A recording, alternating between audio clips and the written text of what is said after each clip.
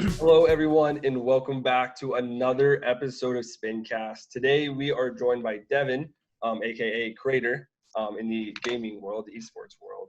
He is a producer for CCS and a former producer for Challenger League, and hopeful for this upcoming Challenger League, but dependent on some things out of everyone's control. We shall see what FACEIT does for that in particular. So, without further ado, KRAYTR, go ahead, introduce yourself. Tell us where your passion started in esports and in gaming in particular, and how you transition into the production side of esports and everything that goes involved with that. Yeah, for sure. My journey with Siege started. When I started, I thought I was kind of a late adopter into the game, but now in hindsight that the game is 5 years old, like I started end of year one. So about Red Crow, if people know when that is. I started out on console, and I think right off the bat, it was definitely a game that like stood out to me. Like I've never been one to spend more than like 500 hours on a game, really. But that first night when I got my copy of Rainbow Six, we played for about like 12 hours, only really stopping to like eat.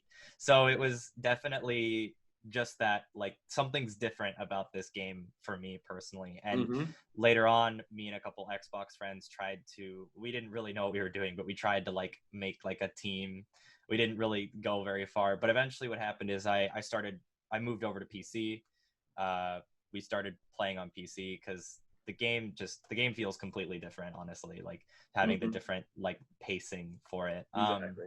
Yeah. So then just by random chance, a friend of a friend knew someone who was in charge of a amateur competitive team. And so through that, I kind of made my way into the competitive scene just as a substitute player. But just having that experience and being exposed to that side of the game, like I was finally like opened up to this whole level of like, this is where all the esports stuff was. Because before I had no idea. I watched a couple like pro league VODs, but I didn't really know like how someone breaks into that. And now I'm exposed to this whole side of things.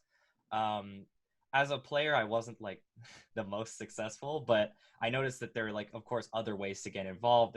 There's casting, observing, and so on. So I, went around to different leagues, and I started as a caster, and then just, well, so at the lower level, right, casting, observing, producing, it's kind of all just one job. Yeah, for sure. So I ended up kind of building the skills for everything here and there.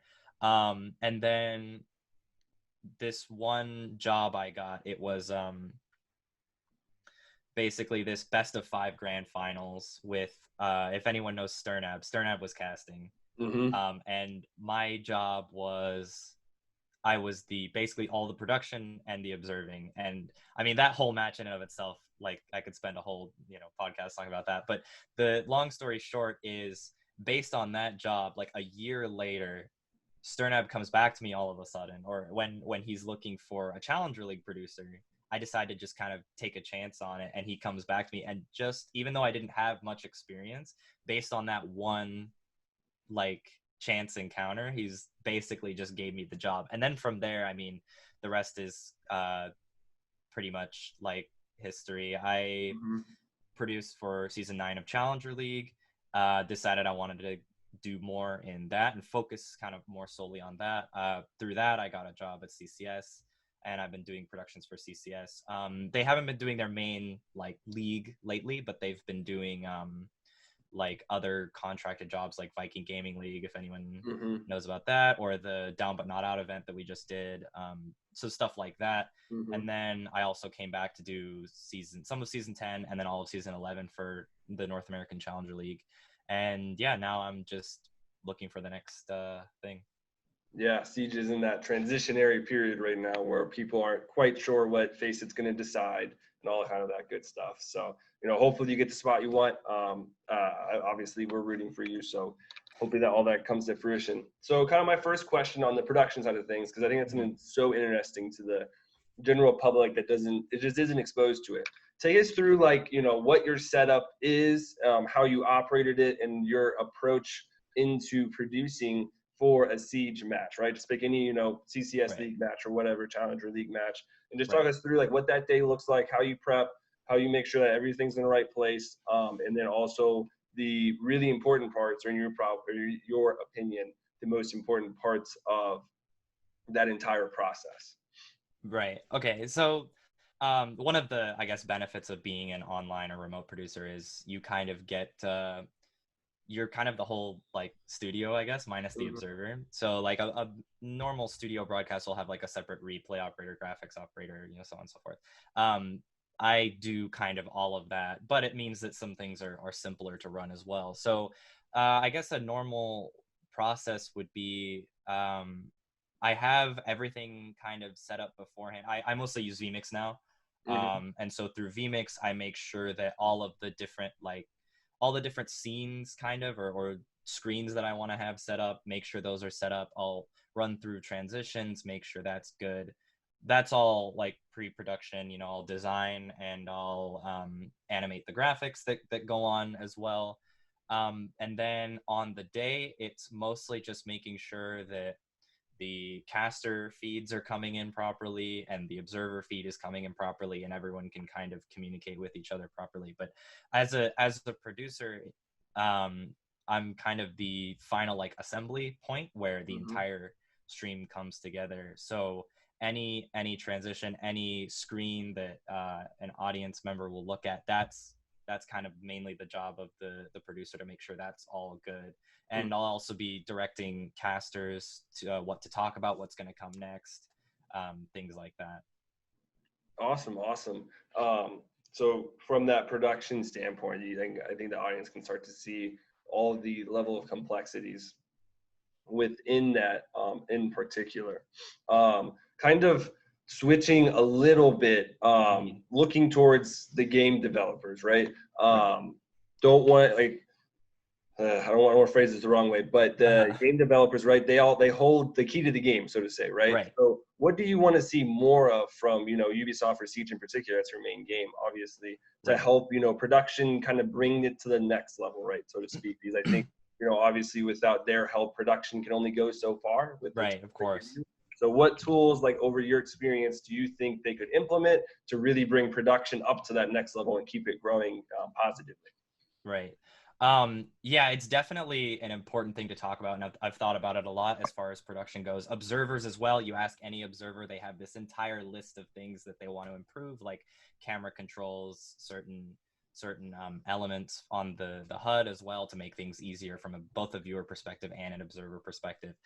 Specifically, though, as a producer, the biggest thing, if you watch a game, it's mostly Valve that does this, I think, but if you watch like Counter-Strike and Dota, the actual HUD that you're looking at is, apart from a couple elements like the kill feed and like maybe outlines, it's not actually coming from inside the game. The game isn't making those graphics. It's actually the graphics operator who's designed that HUD, and they're using files from the game. And I've talked about it a lot, but basically the Siege spectator UI is baked into the game. It's from the game.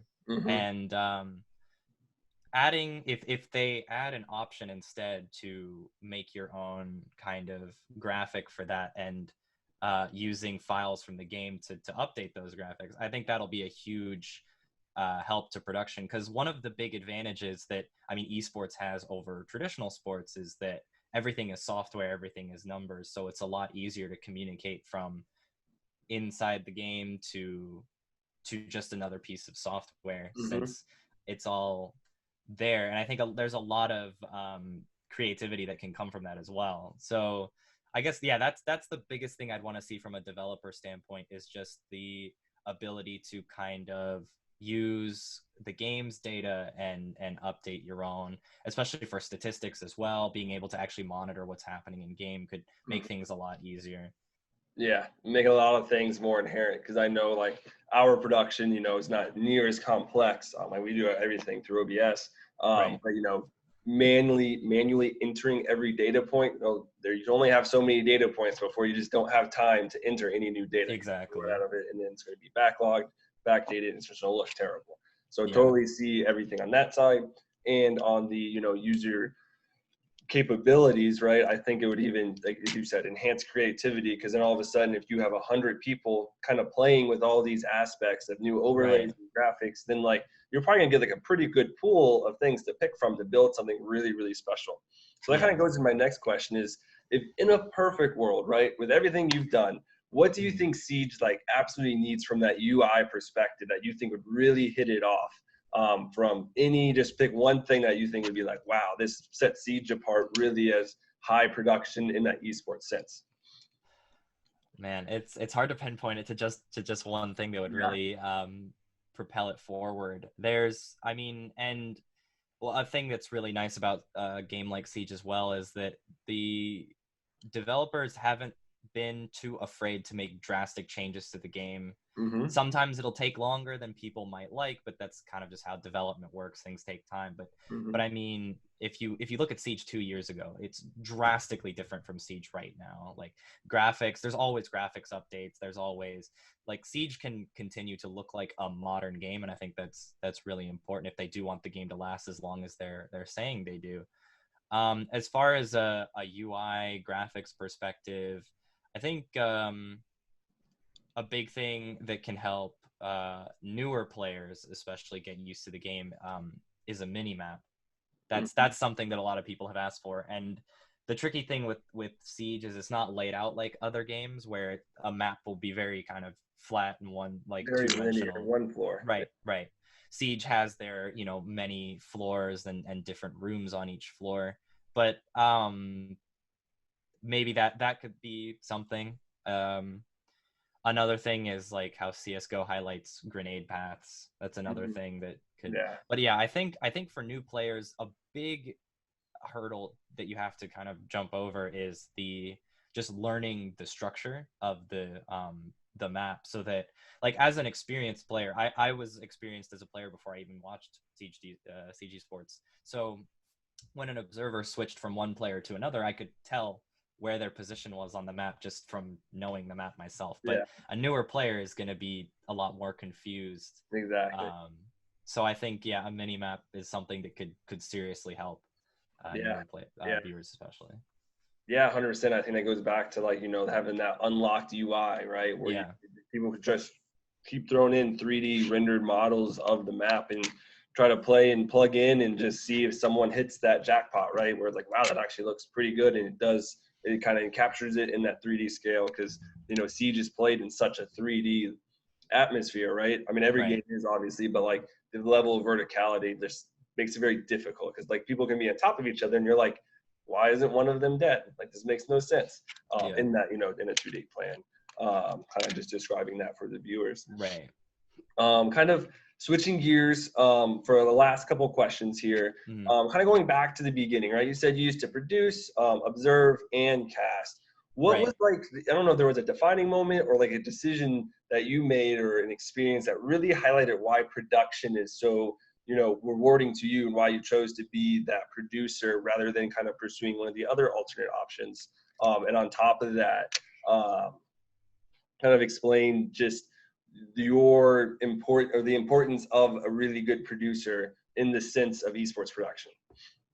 Right. I don't know if there was a very clear defining moment, but I did notice that the caster, observer, producer, combined workflow was very kind of frustrating. I had to shift attention a lot, controlling the graphics, controlling the game, and having to give interesting commentary was very strenuous. And then I started hearing things about kind of a workflow that people had developed where they were able to remotely send an observer feed to someone else who could also receive caster feeds, and kind of put it all together. And how so mainly my first kind of what piqued my interest was the idea that, this could be a lot less strenuous on everyone's computers. It can also just be less strenuous in general. As far as I think what caused me to stick with producing over anything else is I have a film background.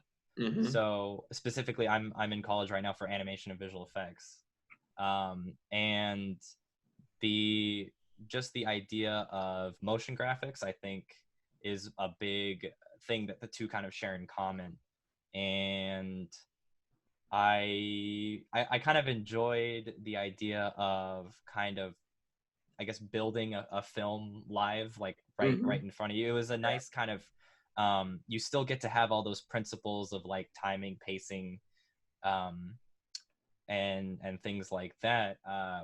But you're doing it kind of more hands-on rather than like just, spending hours on it. But then once you do it, it's done, and then you just, that's it. It's not live anymore. So I think that's really what I think appeals to me about production, is just that idea of being able to be more directly involved in kind of making it as it happens. And it's yeah 100%. I can really see that. I can relate to that kind of storyline of like making that event in real time, right, live. And like with that film background, I can see that like, hey, you really are kind of telling a story, especially for bigger events, right? Like, right. Something like a major or an invitational or a finals for CCS, like those bigger leagues. You kind of like create the narrative, right? Show the graphics at the right time, replays, video, like hype videos, all that kind of stuff, pace it out. Right. And all of a sudden you're making the event way more special to the viewers that can't be physically at the event.